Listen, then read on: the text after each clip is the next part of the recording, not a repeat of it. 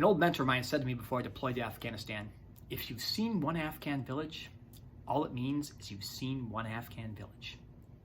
Every village has its own cast of characters, its own unique geography, its own unique factors, its own unique history, and all that plays together. And it can be very dangerous, he told me, if you try to apply the things you learn about one village into the next village, because it's just a completely different ballgame. And I bring this up because we are doing this a lot in America today. There's a litany of examples. I'll choose one of the most recent, the Kyle Rittenhouse verdict. Now, a lot of the talking heads are saying, or a lot of people out there are saying, well, if Kyle Rittenhouse had been black, he'd have been shot on the spot.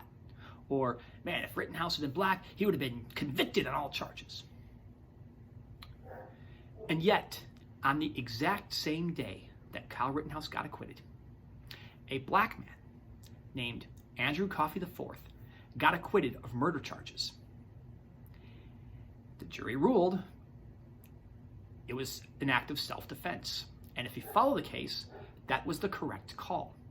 And here's the other interesting thing. The man he killed was a cop.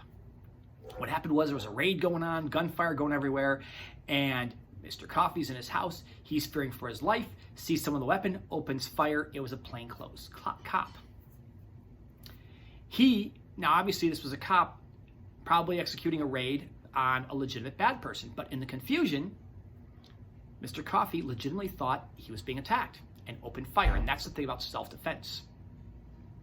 The same day Rittenhouse got acquitted, a black man got acquitted for murdering a cop. Not just a person, a cop. Now, the people Rittenhouse killed, you had one guy who was assaulting women or children, like sexually assaulting women and children. Somebody else with another long criminal history. Coffey killed a cop and was acquitted. Now, I understand why people would say, well, if Rittenhouse had been black, because the media did not report the trial of Mr. Coffey. I had to dig for this. And how I came to this is because I expressed concerns. In fact, how I found out about the Coffey case, honestly, I posted on Facebook, I said, I can understand why, I think self-defense was the correct charge, but I understand people are angry when they see the double standard. And then someone sent me this article, oh, you didn't see this one yet. I'm like, wow, I was floored. And there you go. That's how the media divides us. Is, first off, they don't even report certain things. Why wasn't this news? Why wasn't this a talking piece on all the major networks saying, let's have an in-depth discussion on our justice system. Have we gotten to the point where justice is truly blind? On the same day Rittenhouse got acquitted, Coffey got acquitted. Black man and a white man, both self-defense. And you have some sympathy for the victims they shot in each case. The cop trying to do his job in the case of Coffey, and then some of the bystanders saw Rittenhouse. At least one of them might have thought he was an active shooter, and they thought they were trying to do the right thing. Confusion, but at the same time, self-defense. Both men thought their lives were in danger. Both men argued on behalf of their lawyers did, that it was an act of self-defense. And yet we're trying to make extrapolations, and we're actually wrong on this one. And even then, you got to be careful, because you got a different judge, a different jury, there's so many different factors. Like you really can only compare it if it's the same judge and then two different cases. And it's just hard to really extrapolate that. So we have to be careful.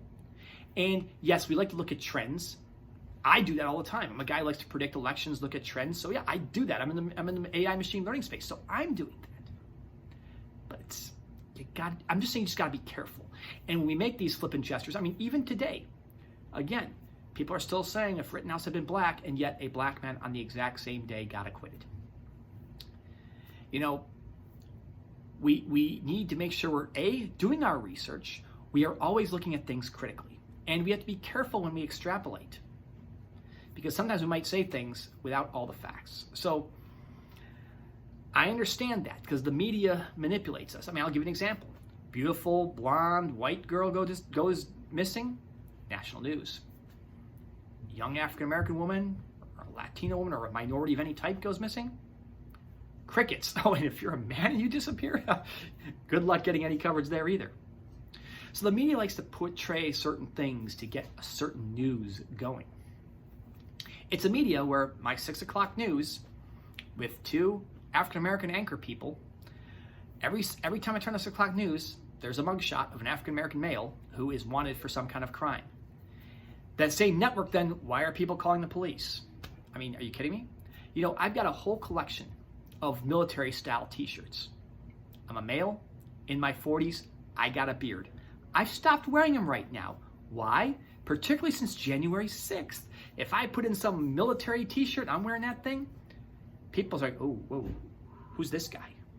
And I understand why, because of the images we see on TV. That impacts us because human beings are conditioned to survive.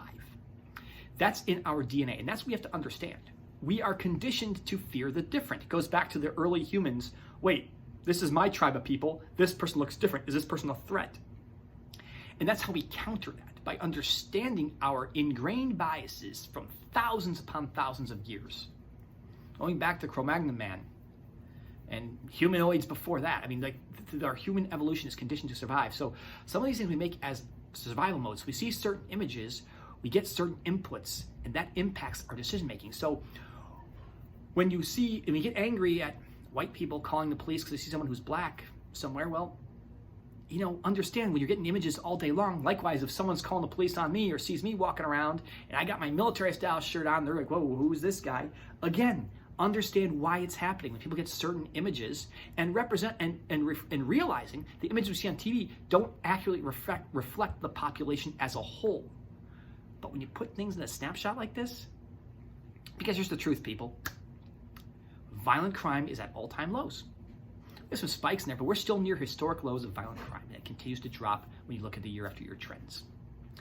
And yet, watch the media, you make it sound like you are, at any moment, can be a victim of a violent crime. That's just not statistically true, but that is what you are led to believe. So I hope it sheds some light on things about, you know, how we have to be careful, make sure we have all the facts first, and just dig, because the media is not doing any favors for any of us. So that's my discussion point for today. Thanks for sticking around. Please, let's get into the discussion here, because this is how we solve these issues. And if you think I'm wrong, let's talk. I have changed my mind on a litany of political issues because I've had discussion, because I'm not rigid. That's probably why I don't have 1 million followers, because I don't take these extreme points and stake them out and say, this is what's got to be. No, I take a middle ground, and I'm in the center. So that's it. Y'all have a great rest of your day.